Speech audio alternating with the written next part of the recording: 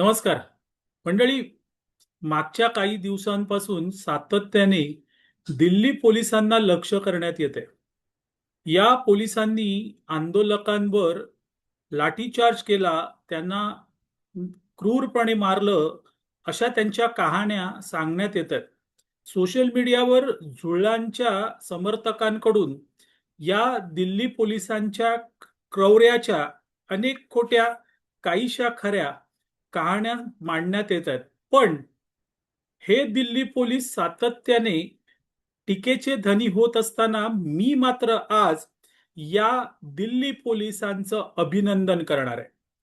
त्यांना खूप खूप धन्यवाद देणार आहे.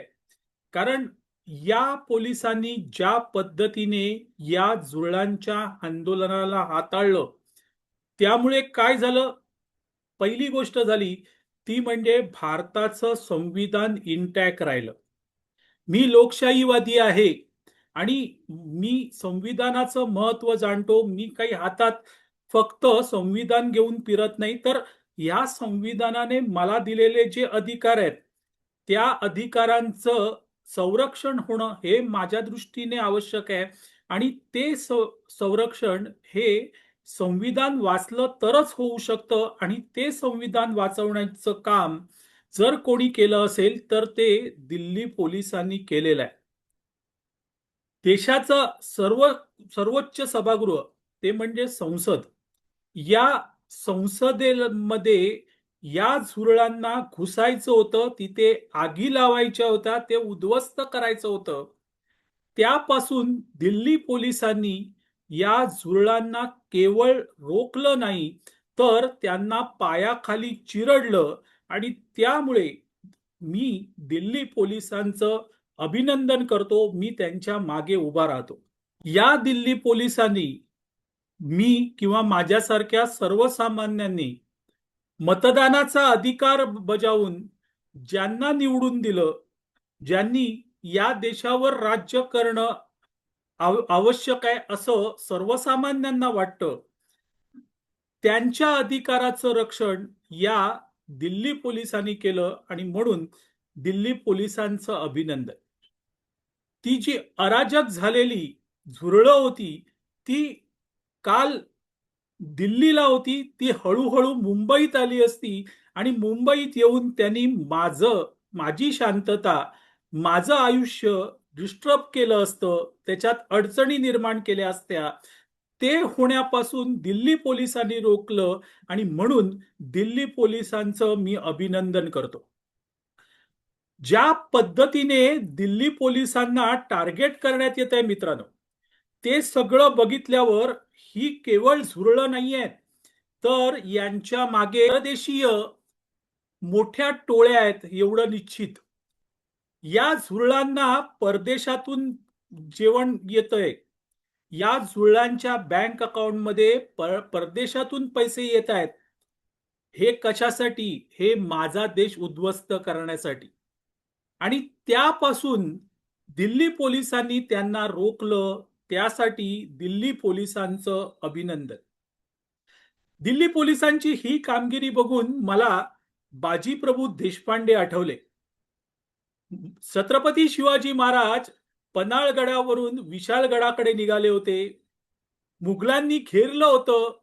त्यावेळेस बाजीप्रभूंनी सांगितलं की तुम्ही महाराज पुढे जा, तोपर्यंत मी ही खिंड लढवतो.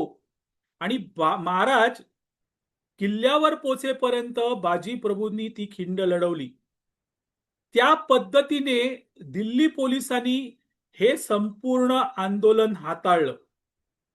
त्यांनी सहनशीलता दाखवली, प्रचंड सहनशीलता दाखवली. पण त्याचबरोबर जे संसदेत घुसू पाहत होते, संसद कॅप्चर करू पाहत होते, संसदेला आग लावू पाहत होते, अशा लोकांना या दिल्ली पोलिसांनी धडा दिला. ज्या वेळेस 20 तारखेला या जुळांचं आंदोलन सुरू होतं, त्यावेळेस समोरच्या बातम्या म्हणजे वृत्तवाहिनीच्या बातम्या बघून सर्वसामान्य घाबरला होता. आज ही झुरळं संसद कॅप्चर करायला निघालेली आहेत. उद्या ती आपल्याला घराबाहेर काढतील. मन मानेल तसा कारभार करतील आणि त्यामुळे सर्वसामान्यांच्या मनामध्ये एक प्रचंड दहशत होती आणि ही दहशत दिल्ली पोलिसांच्या कारवाईने कमी झाली. त्यामुळे दिल्ली पोलिसांचं हार्दिक अभिनंदन. या दिल्ली पोलिसांच्या विरोधात गरळ ओकली गेली. त्यांच्या विरोधात खोटं नाटं सोशल मीडियावर पब्लिश करण्यात आलं. तरीही हे दिल्ली पोलीस मागे हटले नाहीत मित्रांनो. त्यांनी आपलं मोराल डाऊन होऊ दिलं नाही. त्यांनी शांतपणे हे सगळं आंदोलन हाताळलं.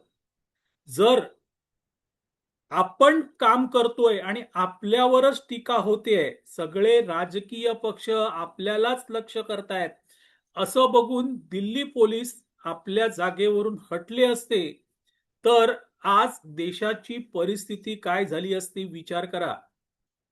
आणि ती होण्यापासून दिल्ली पोलिसांनी रोखलं, म्हणून मी दिल्ली पोलिसांचं अभिनंदन करतो. मी त्यांच्या मागे ठामपणे उभा राहतो. इतकंच नाही, तर ज्या पद्धतीने या सगळ्या आंदोलनामध्ये दिल्ली पोलिसांना लक्ष करण्यात आलं. कॅनॉट प्लेस येथे 400 ते 500 झुरळांचा जमाव दिल्ली पोलिसांच्या अंगावर धावून गेला. त्यांना दिल्ली पोलीस पुरून उरले. लक्षात घ्या, त्यांना पुढे जाऊ दिलं नाही. त्यांना सार्वजनिक मालमत्तेची तोडफोड करू दिली नाही. जे नोटोरियस होते, जे अराजकता माजू इच्छित होते, त्यांना दिल्ली पोलिसांनी चांगलाच धडा शिकवला. त्याबद्दल दिल्ली पोलिसांचं हार्दिक अभिनंदन. ही झुरळं, एक झुरळ पेपर स्प्रे घेऊन पोलिसांवर हल्ला करतो. पोलीस त्याला पकडतात. काय करतात? फक्त त्याला गुडघ्यावर झोपवतात. पण बातमी काय येते की त्याला मारलं. ती कोणतरी अखिलेशची बायको डिंपल, तिला या जुळली पोलिसांनी म्हणजे दिल्ली जुळलानी, त्या दिल्लीची जुळल्या त्यांनी डिंपल कपाडिया म्हटलं होतं. ती त्याला बघायला गेली. 2000 रुपये देऊ केले. पण त्याने काय केलं हे बघितलं? तसंच लपवलं गेलं. प्रत्येक गोष्ट लपवली गेली. मीडिया देखील या दिल्ली पोलिसांच्या विरोधात होता. तो सिलेक्टिव्ह दाखवत होता. फक्त दिल्ली पोलिसांनी लाठी हल्ला केला हे दाखवत होता. दिल्ली पोलिसांवर ज्या पद्धतीने हल्ले झाले ते मात्र मीडियाने दाखवले नाहीत. तरीही दिल्ली पोलीस कोणाच्या बापाला घाबरले नाहीत. तिथे उभे राहिले, दटून उभे राहिले. त्याबद्दल दिल्ली पोलिसांचं अभिनंदन. आज जर दिल्ली पोलीस नसते, तर भारताचा नेपाळ व्हायला वेळ लागला नसता किंवा श्रीलंकेसारखी भारताची परिस्थिती झाली असती. ती रोखली कोणी? तर ती केवळ आणि केवळ दिल्ली पोलिसांनी रोखली आणि त्यामुळे दिल्ली पोलिसांचं अभिनंदन. एक लक्षात घ्या मित्रांनो, हे जे सगळं आंदोलन होतं ना, ते हिंदूंच्या विरोधातलं आंदोलन आहे. आतापर्यंत या आंदोलनात काय काय झालंय ते आठवा. या आंदोलनात राम मंदिरावर टीका करण्यात आली. रामाची पत्नी सीतेवर टीका करण्यात आली. अल्लाह ही रहेगा म्हणून सांगण्यात आलं. हिंदू जातीमध्ये विभागले जातील यासाठी ब्राह्मणांना शिव्या घालण्यात आल्या. पण लव जिहाद करणारे मुस्लिम इतकंच नाही, तर ज्या पद्धतीने ख्रिश्चन मिशनऱ्या भारतामध्ये धर्मांतर घडून आणतात, तिथे केरळमध्ये तर कोट्यावधी रुपये फादरकडे मिळाले, यांच्या विरोधात एक शकारी शब्द काढण्यात आला. त्यामुळे हे जे सगळं आंदोलन होतं, हे हिंदूंच्या विरोधातलं आंदोलन होतं. हिंदूंना मोरली डाऊन करण्यासाठी आंदोलन होतं. इमॅजिन करा, उद्या ही झुरळं संसदेत गेली असती तर या देशातल्या हिंदूंची काय परिस्थिती झाली असती. राम मंदिराचं काय झालं असतं. काश्मीरमध्ये 370 कलमाचं काय झालं असतं, कारण तिथेच म्हटलं गेलं 370 कलम परत लागू करा. इतकंच नाही तर पुन्हा या देशात बॉम्बस्फोट झाले असते किंवा मुंबईत झालेल्या 9/11 सारखा हल्ला झाला असता. हे सगळं रोखलं कोणी?